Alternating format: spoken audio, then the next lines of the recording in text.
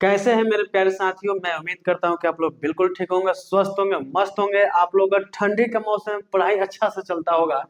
तो मैं लेकर आया हूं गणित का 15 चैप्टर को, और हर चैप्टर से 10-10 क्वेश्चन लिया हूं।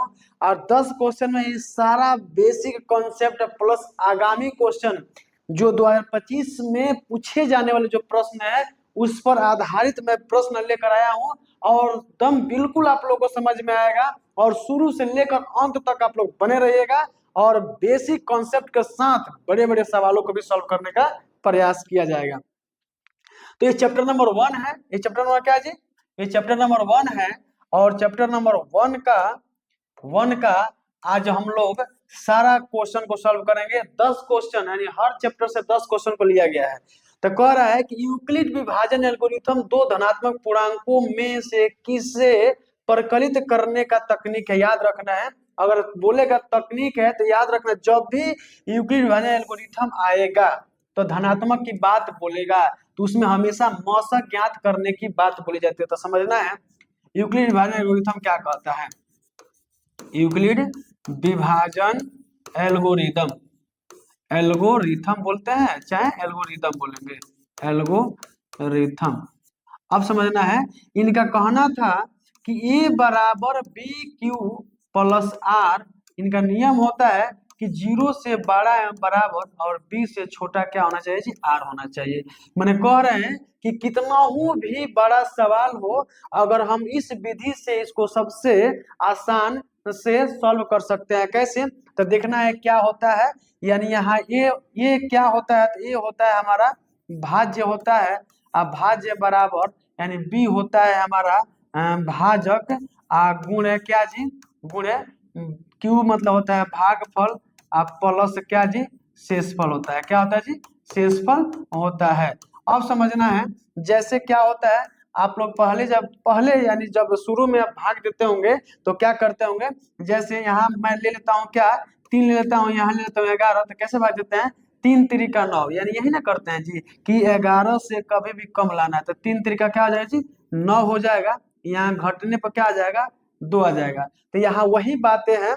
यानी यहाँ कहने का मतलब है कि इसको हम लोग बोलते हैं ए। क्या बोलते हैं जी? ए। इसको बोलते हैं, यहाँ देखिए ए हमारा क्या हो जाएगा? यहाँ है। और बी हमारा क्या हो जाएगा? यहाँ है। और हमारा क्यू कहाँ है? क्यू हमारा यहाँ है। और आर कहाँ है? यहाँ है। अब समझना इसका मतलब क्या होता है। बी मतलब होता है भाजक। बी माने क्या होता है जी? भाजक होता है। ए मतलब हमारा भाज्य होता है। क्या होता है जी? भाज्य होता है। क्यू माने हमारा भागफल होता है। और आर हमारा क्या होता है जी? शेषफल होता है। अब यहाँ यही नियम, यही यानी याद रखना है, यूक्लिड विभाजन एल्गोरिथम का मतलब होता है एचसीएफ निकालने का एक तकनीक है। इस विधि से हम लोग ज्ञात कर सकते हैं, यानी यूक्लिड विभाजन एल्गोरिथम के द्वारा। ये सूत्र जरूर याद रखना है, इनका नियम जरूर याद रखना है। ये क्वेश्चन पूछा हुआ है कि यूक्लिड विभाजन का नियम का कौन पालन करता है। तो 0 से बड़ा बराबर आर, 20 से छोटा क्या होना चाहिए जी? आर होना चाहिए। मैंने बोला कि आर का मतलब होता है रिमाइंडर, शेषफल होता है। अब बी का मतलब यहाँ दिखाई दे रहा है, बी का मतलब क्या होता है जी? भाजक होता है। तो इसका आंसर समझ में आ गया? क्या हो गया? मसा हो जाएगा। अगला क्वेश्चन कह रहा है किसी धनात्मक पूर्णांक q के लिए प्रत्येक धनात्मक विषम पूर्णांक का रूप होता है। याद रखना है, अगर विषम पूर्णांक की बात बोलेगा तो जानते हैं विषम पूर्णांक 1 होता है, उसके बाद से 3 होता है, उसके बाद से 5 होता है, उसके बाद 7 होता है, उसके बाद से 9 होता है, उसके बाद से 11 होता है। डॉट डॉट इसी तरह आगे बढ़ते जाएंगे। लेकिन बोला है q, यानी धन पूर्णांक क्या है q के लिए। यानी इसमें 6 q यहाँ भी दिया है, 6 की यहाँ भी दिया है, 6 की यहाँ भी दिया है, 6 की यहाँ दिया है। लेकिन हमने बोला यानी एक एक पल कर रहा है विषम संख्या, यानी यही हमारा क्या हो जाएगा जी? विषम संख्या हो जाएगा। और ये हमारा 6 क्यू सम संख्या है, 6 क्यू प्लस 2 सम संख्या है, 6 क्यू प्लस 4 क्या है? सम संख्या है। यानी पूछा है कि प्रत्येक धनात्मक विषम पूर्णांक। तो विषम पूर्णांक का माने विषम, यानी एग्जाम में डायरेक्ट टिक लगाना है कि विषम का मतलब क्या होता है। 1 होता है, 3 होता है, 5 होता है, 7 होता है, 9 होता है, 11 होता है। यही हमारा क्या हो जाएगा? विषम पूर्णांक हो जाएगा। अगला क्वेश्चन क्या कह रहा है? अगला क्वेश्चन कह रहा है दो लगातार संख्याओं का मौसक, दो लगातार संख्याओं का मौसक क्या होता है। तो मौसक याद रखना है, दो लगातार संख्याओं का अगर मौसक होता है तो मौसक क्या होता है? एक होता है। जैसे मैं बता रहा हूँ, जैसे मैं ले लेता हूँ 2, लगातार का मतलब होता है दो के बाद अगला संख्या क्या आएगा, तीन आएगा, आएगा ना जी। ये दो लगातार संख्या आप लोग कहिएगा कहा है दो, ये तीन ले रहे हैं, और भी संख्या ले सकते हैं। और संख्या क्या कुछ भी बोलिए ना, जैसे सात आठ, यानी कहीं भी लगातार लेना है तो मैं इसी को लेता हूँ। तो मौसम निकालने का मतलब होता है छोटी संख्या और उससे बड़ी संख्या में भाग देते हैं ना जी। तो दो एक कम क्या हो जाएगा, दो हो जाएगा, यहाँ घटेगा तो एक हो जाएगा, फिर यहाँ दो उतर जाएगा, उतर जाएगा, एक दो या दो हो गया ना जी। जब तक कटेगा नहीं तब तक इसका मौसा निकलता नहीं, तो मौसा हमारा क्या हो गया, एक हो गया। तो यानी कह रहे हैं दो लगातार संख्याओं का मौसा क्या होता है, तो मौसा क्या होगा जी, एक। हमारा राइट आंसर क्या हो जाएगा, ए हो जाएगा। तो मैं उम्मीद करता हूँ कि बिल्कुल आप लोगों को समझ में आता होगा। अगला क्वेश्चन चलता है, अगला क्वेश्चन क्या कह रहा है, कह रहा है कि यदि ए और बी अभाज्य संख्या है तो ए और बी का लसा क्या होगा। अच्छा, अभाज्य संख्या का मतलब क्या होता है बता रहे हो। अभाज्य संख्या, पहली अभाज्य संख्या दो है, तीन है, पांच है, सात है, 11 है, और उसके बाद से क्या है, 13। मतलब इसका मतलब यह होता है कि वैसी संख्या जो एक और स्वयं से भाग लेगी उसे हम लोग अभाज्य संख्या कहते हैं। एक ही संख्या, ये भी याद रखना है, एक ही संख्या ऐसा है जो सम भी है और क्या है, अभाज्य संख्या है। सम है और अभाज्य संख्या, बाकी सब संख्या हमारा विषम है और एक और स्वयं के अलावा और किसी से भाग नहीं लगता है। बताइए, एक है अभाज्य संख्या का मतलब यही होता है जो एक और स्वयं से क्या लगे, भाग लगे। जैसे एक है और यहाँ दो, इसके अलावा और किसी संख्या से भाग लगेगा नहीं, ना लगेगा। तो एक और स्वयं से भाग लगेगा और किसी से नहीं लगेगा। तीन है, एक से और स्वयं से भाग लगेगा, इसके अलावा और कोई संख्या से भाग नहीं लगेगा। तो पूछा क्या है कि ए और बी अभाज्य संख्या है तो ए और बी का लौसा क्या होता है। तो लौसा याद रखिएगा, मान के चलते हैं कि यहाँ दो है और तीन है, तो लौसा इसका क्या हो जाएगा, हमेशा जानते हैं लौसा क्या करते हैं, गुणा तीन गुना छह हो जाएगा। इसी प्रकार पहला दे रहा है ए या दूसरा दे रहा है क्या जी, बी, या दोनों का लौसा निकालेंगे।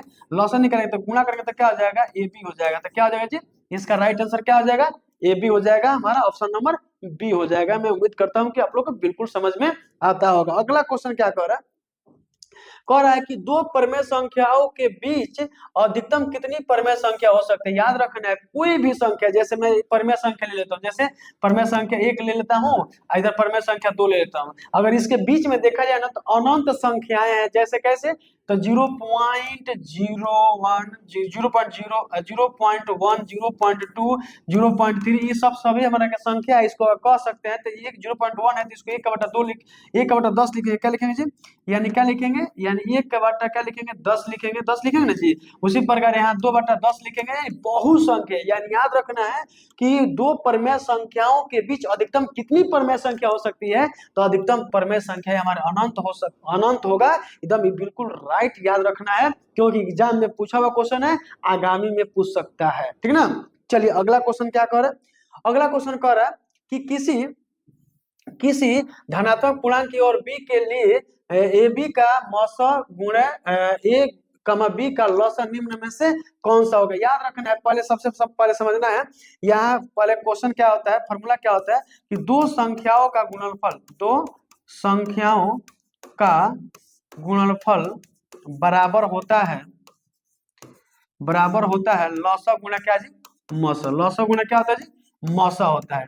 यानी ये दो, मतलब दो संख्याओं का गुणनफल लौसा गुणा क्या होता है, मौसा होता है। यानी मान लीजिए अब मैं दो संख्या लेता हूँ, जैसे दो संख्या ले लेता हूँ, जैसे मैं ले लेता हूँ यानी 4 ले लेता हूँ और क्या लेता हूँ, 6 लेता हूँ। दो संख्या मैंने एक 4 लेता हूँ और दूसरा क्या लेता हूँ, 6 लेता हूँ, दो संख्या हो गया। अब इसका हमको लौसा और मौसा निकालना है।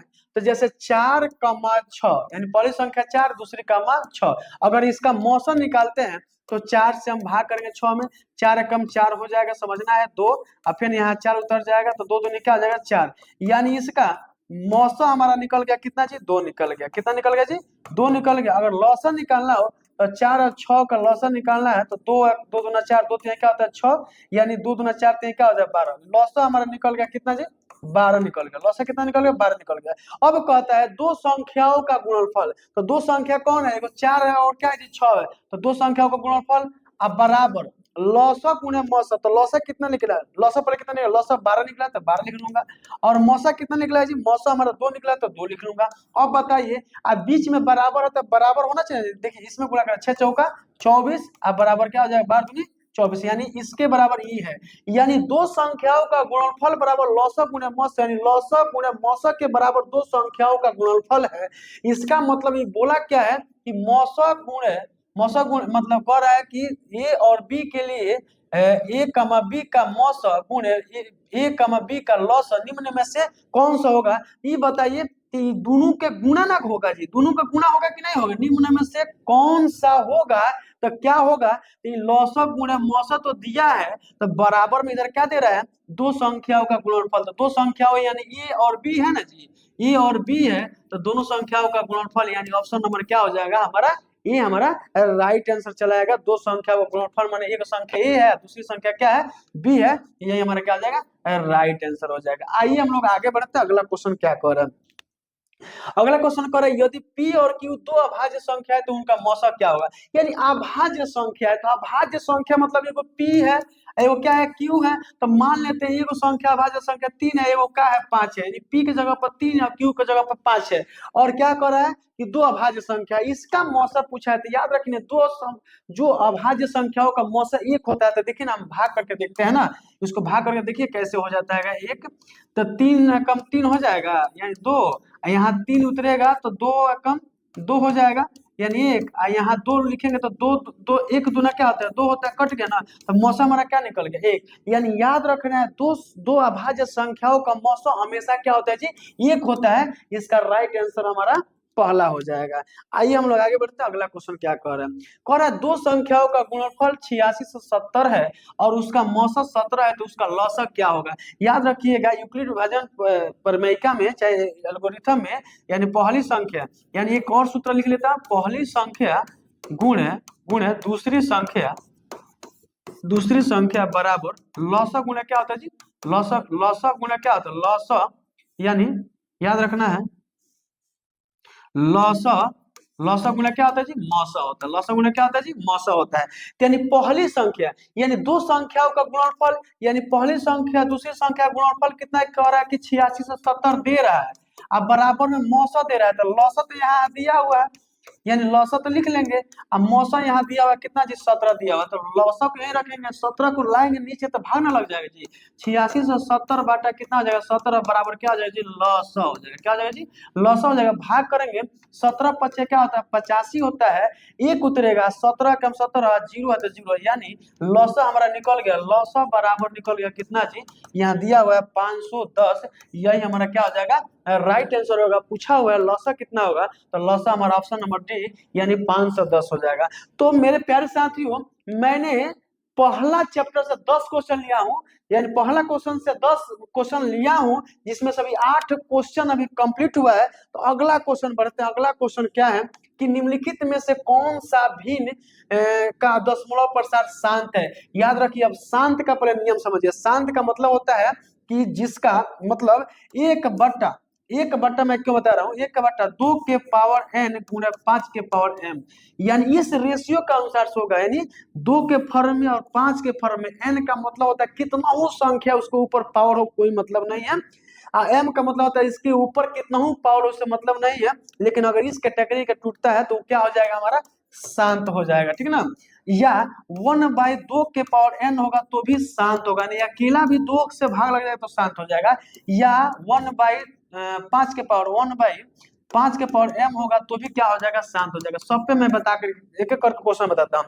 अगर मान के चलिए यहाँ अगर यहाँ 25 है तो देखिए ना भाग कर दीजिए गुणनखंड कीजिए, तो 5 या 25 ये बताइए 5 के पावर क्या हो जाएगा, 5 के पावर 2 हो जाएगा ना जी, 5 के पावर क्या हो जाएगा जी 2, और अगर मान चलते हैं यहाँ एक क्वेश्चन दूसरा तो हो गया 5 के पावर 2, लेकिन यहाँ लेता हूँ 1/30 लेता हूँ, तो देखिए पहले 30 का फैक्टर करेंगे, ऊपर कितना हो उससे मतलब नहीं, लेकिन नीचे वाला हर का हमेशा फैक्टर निकालेंगे, गुणनखंड निकालेंगे। तो आइए ना हम इसको निकालते हैं, एक एक करके निकालते हैं, देखिए एक एक करके हम लोग समझते, इतना नियम समझ में आ गया ना जी, इतना नियम अगर याद रहेगा ना तो फटाफट बन जाएगा। कैसे बनेगा देखिए, यहाँ 1/30 है तो 30 का फैक्टर लेंगे, 30 का फैक्टर लेंगे तो 2 से कटेगा तो 15 बार में, और 3 से कटेगा तो 5 बार में, और यहाँ कह रहा है कि 2 एक बार है, 3 एक बार है, 5 एक बार है, लेकिन 2 और 5 का तो नियम है लेकिन 3 का नियम नहीं है, इसलिए हमारा क्या हो जाएगी अभाज्य संख्या यानी अशांत संख्या होगा, क्या होगा जी अशांत होगा, क्या होगा अशांत होगा, शांत नहीं होगा। शांत करने के लिए मैंने नियम बताया कि 1/2 के पावर n गुना 5 के पावर m होना चाहिए, या 1/2 के पावर n होना चाहिए, या 1/5 के पावर क्या होना चाहिए m होना चाहिए। अगर इस रेशियो से रहता है तो हमारा शांत होगा, अगर इस रेशियो से नहीं रहेगा तो हमारा शांत नहीं होगा। तो पूछा क्या है, ये देखिए 7 है तो कहीं ना कहीं 7 जरूर आएगा, इसलिए ये क्या हो जाएगा, अशांत हो जाएगा। नीचे हम लोग क्या आना चाहिए, नीचे आना चाहिए 2 या 5 आना चाहिए, आना चाहिए ना जी। अच्छा यहाँ 21 है, यहाँ 1391, यानी मैं 91 बटा 21 करता हूँ, तो काटूंगा तो 1391, और 7 3 का क्या 21, 3 आ गया, यानी 3 ना कहीं आएगा, यानी 5 3 15, तो इसलिए हमारा क्या हो जाएगा, ये भी हमारा अशांत हो जाएगा। और यहाँ देखिए 343 बटा इतना दिया है, तो यहाँ समझना है, तो 343 अब बटा में यहाँ समझना भी है, 2 के पावर 3 गुणे 5 के पावर 3 या गुणे 7 के पावर क्या है, क्यू दिया है। अब यहाँ समझना है, अगर 7 का क्यू करते हैं तो 7 7 49 7 कितना होता है, 49 7 कितना होता है, 9 7 63, यानी 6 हो जाएगा, 7 चौका 28 6 कितना होता है जी, 34 हो गया, यानी 343 हो गया। याद रखिएगा, इससे इसे 343 क्या हो जाएगा, पूरा पूरा कट जाएगा, तो बचेगा क्या जी, बचेगा यहाँ समझिए, यहाँ बचेगा 1, ऊपर बचेगा, नीचे बच रहा है 2 के पावर 3 और गुना 5 के पावर 3 बच गया ना जी। ये बताइए, हमने बोला था 2 और 5 आना चाहिए, पावर में कुछ भी कोई मतलब नहीं होना चाहिए, लेकिन अगर ये 7 रहता तो हमारा अशांत होता, लेकिन 2 गो संख्या है ना, 2 और 5 नियम में देखिए ना, 2 और 5 आ रहा है ना, इसके ऊपर कितना हो पावर में कोई दिक्कत नहीं है। इसका मतलब देखिए चकमा दिया है, एग्जाम में ऐसा ही क्वेश्चन पूछता है, ये चकमा दिया है, इसलिए हमारा ऑप्शन नंबर सी शांत होगा, जो नियम का क्या करता है, पालन कर रहा है। आइए हम लोग देखते हैं, एक और क्वेश्चन बचा हुआ है, यानी कह रहा है कि जीरो कैसी संख्या है, तो भाई बबुआ यहाँ समझना है, यानी याद रखना है कि जीरो हमारा परमेय संख्या होगा। जीरो कैसी संख्या है जी, तो जीरो हमारा परमेय संख्या होगा। जीरो कैसी संख्या जी, परमेय संख्या होगा। जीरो कैसी संख्या जी, तो परमेय, तो परमेय हमारा क्या है, ऑप्शन नंबर सी होगा। लेकिन यहाँ समझना है, यानी जीरो परमेय संख्या, 1 परमेय संख्या, 2 परमेय संख्या, 3 परमेय संख्या, 4 अनंत तक जाएंगे तो सारा परमेय संख्या। अब कोई अगर हम बाटा में पढ़े तो 1/2 भी परमेय संख्या, 5/4 भी परमेय संख्या, सारा परमेय संख्या। लेकिन अपरमेय संख्या क्या होता है, जो रूट से कभी बाहर नहीं निकलेगा, वही हमारा क्या हो जाएगा जी, अपरमेय संख्या। रूट से कभी बाहर नहीं निकलेगा, यही हमारा क्या हो जाएगा जी, अपरमेय संख्या हो जाएगा, ठीक ना। तो ये पूछा है जीरो कैसी संख्या। एक और क्वेश्चन पूछेगा एग्जाम में, बहुत इंपॉर्टेंट है, पाई कैसी संख्या है, तो पाई हमारे अपरमेय संख्या, याद रखना है, पाई कैसी संख्या है, तो पाई हमारा अपरिमेय संख्या होगा, अपरिमेय संख्या होगा, याद रखना है। चलिए एक क्वेश्चन और, मतलब ये हमारा लास्ट है क्वेश्चन, तो यही समाप्त हो गया। यानी हर चैप्टर से हम लोग 10 क्वेश्चन लिए हुए हैं। तो मैं उम्मीद करता हूँ मेरे प्यारे साथियों, आप लोगों को बिल्कुल अच्छा समझ में आया होगा। अगर समझ में आएगा तो वीडियो को ज्यादा से ज्यादा शेयर कीजिए। अगला चैप्टर मैं कल लेकर आ रहा हूँ, यानी पर डे एक वीडियो चढ़ेगा, यानी आप लोग गणित का 10 क्वेश्चन, बीएम क्वेश्चन है, सारा बेसिक इसमें मैंने समझाया हूँ, और बेसिक के तौर पे ही आपका एग्जाम में सारा क्वेश्चन को सॉल्व करना है, एग्जाम में छोड़ना नहीं है। और 2025 आप लोग के लिए सबसे बेटर होगा, इसलिए आप जितना हो सके डी ऑनलाइन क्लासेस ज्वाइन करें और अपने दोस्तों के पास, अपने फ्रेंडों के पास ज्यादा से ज्यादा शेयर करें।